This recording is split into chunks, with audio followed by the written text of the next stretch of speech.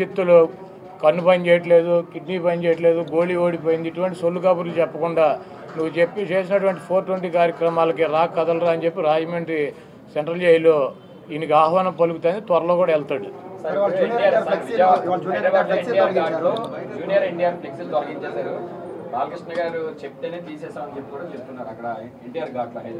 Junior NTR ఫ్లెక్సీలు తొలగిస్తే ఎవడ తీయమన్నా అది కానీ ఊడిపోయిన ఇంటర్ కానీ ఊడిందా?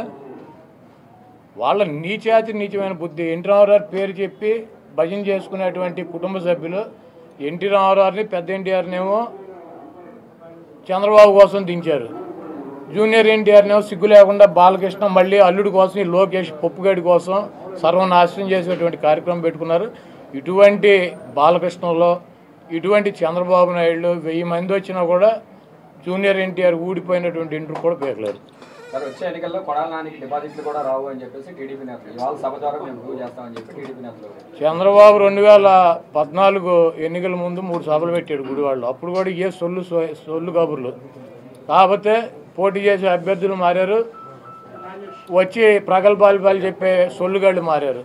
2019 ఎన్నికల్లో కూడా కొడాలనానికి డిపాజిట్ లేకుండా చేస్తానని 3 మీటింగులు పెట్టి ఇటువంటి సొల్లు కబుర్లు, ఈ సొల్లు నా కొడుకులు సొల్లు పోరానని చెప్పారు.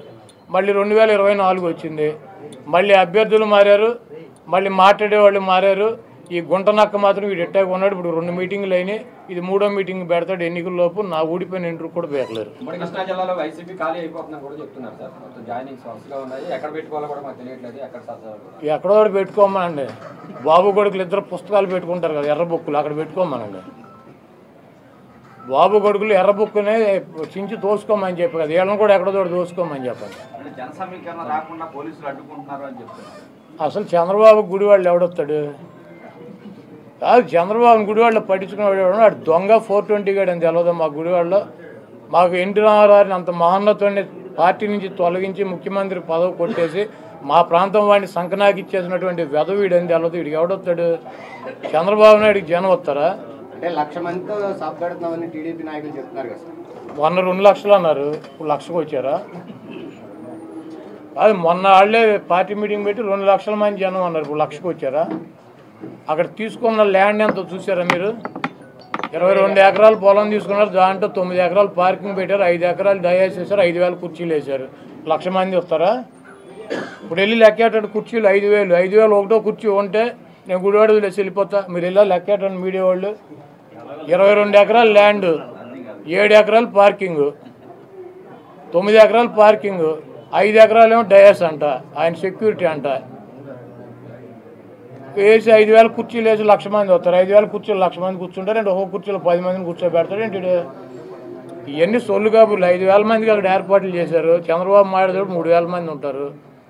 చంద్రబాబుకి ఆయన ఋత్విక్ రోషన్ ఏంటి ఓ జగబడి వచ్చేటకి ఈ సొల్లు గాడిని నా చిన్నప్పటి నుంచి చూసి ఇటు సొల్లు కబుర్లు, సొల్లు పురాణం ఇవన్నీ ఈయన మా వాళ్ళకి చెవుల్లోంచి రక్తం గారింది. చంద్రబాబుని పట్టించుకున్నాడు గుడివాళ్ళు ఎవడు ఉండడు.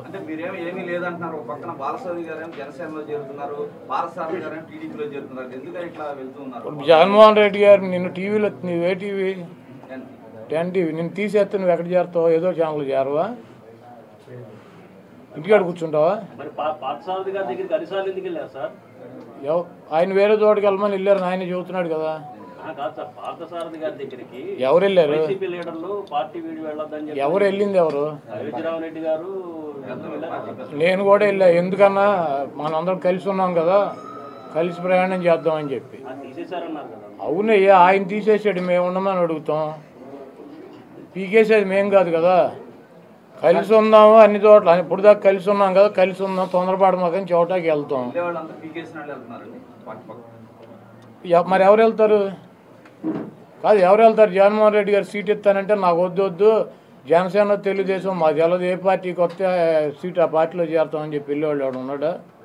కాదు, జగన్మోహన్ రెడ్డి గారు పీకేసిన వాళ్ళు తప్పించి, పక్కన పెట్టిన వాళ్ళు తప్పించి ఎవరు వెళ్ళారు చెప్పండి? వాడి పేరు చెప్పండి. జగన్మోహన్ రెడ్డి గారు నేను సీట్ ఇవ్వను, నీకు బాగాలేదు అని చెప్పిన వాళ్ళు తప్పించి ఎవరు వెళ్ళారు చెప్పండి? ఒకటి పేరు చెప్పండి. లేదు మాకు చంద్రబాబు దగ్గరికి వెళ్తామని చెప్పి వెళ్ళినాడు ఎవడు? ఒకటి పేరు చెప్పండి. పీకేసిన వాళ్ళు ఇప్పుడు మిమ్మల్ని ఒక ఛానల్లో పీకేస్తే ఇంకో ఛానల్కి వెళ్ళరా? ఉద్యోగం మానేసి ఇంటికాడ కూర్చుంటారా?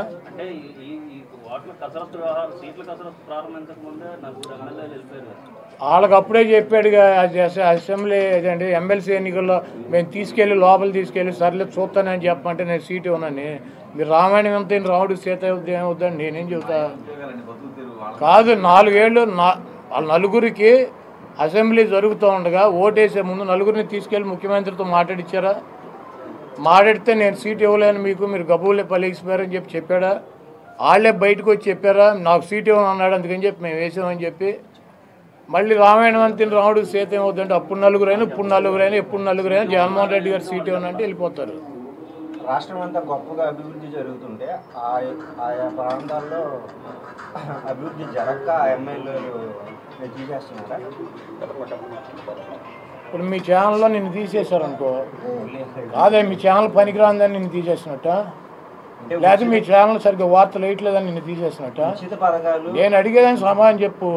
ఇప్పుడు నీ ఛానల్లో నిన్ను తీసేశారు నేను ఒక్కనే అంటే మీ ఛానల్ సరిగ్గా వార్తలు చూపించట్లేదని, మీ వార్తలు సరిగ్గా కవర్ చేయట్లేదని, మీ ఛానల్ పనికిరాందని నిన్ను తీసేసినట్ట.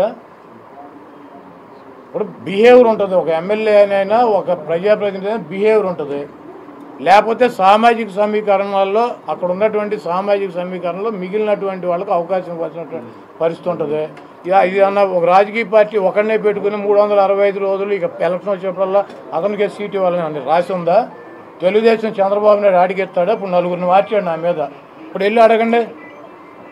అదే ఇప్పుడు నేను 4వ వాడి మీద పోటీ చేస్తాను, వెళ్ళి అడగండి. గంటకు ఒకటి పూటకు ఒకటి మారుతాడు. ఆడిని వదిలేసి నలుగురిని మారితే మమ్మల్ని అడుగుతారు. నేను జగన్మోహన్ రెడ్డి గారి కోసం, వైఎస్ఆర్సీపీ కోసం, జగన్మోహన్ రెడ్డి గారు అధికారులు ఉండటం కోసం పనిచేస్తా. పదవులు నా ఏకముఖతో సమానం. నాకు ప్రతి మీటింగ్ లో కూడా చంద్రబాబు ఒకే మాట చెప్తున్నారు, ఇక్కడ పనికిరాని చేత అక్కడ పనికి వస్తుందా, ట్రాన్స్ఫర్లు ఉంటాయి అని ప్రతి మీటింగ్ లో అదే మాట. మీరు అడగండి తమ్ముడు. చంద్రగిరిలో 78లో పోటీ చేసి ఎమ్మెల్యే అయ్యాడు, తర్వాత కుప్పం వెళ్ళాడు. 79, 83లో చంద్రబాబు చంద్రగిరిలో ఓడించారు కదా. ఇంతవరకు చంద్రగిరిలో చంద్రబాబు నాయుడు ముఖ్యమంత్రి అయినాక అతని సొంత నియోజకవర్గంలో 5 సార్లు ఎన్నికలు జరిగితే ఒక్కసారి కూడా ఎమ్మెల్యే గెలవలేదు కదా తెలుగుదేశం పార్టీ.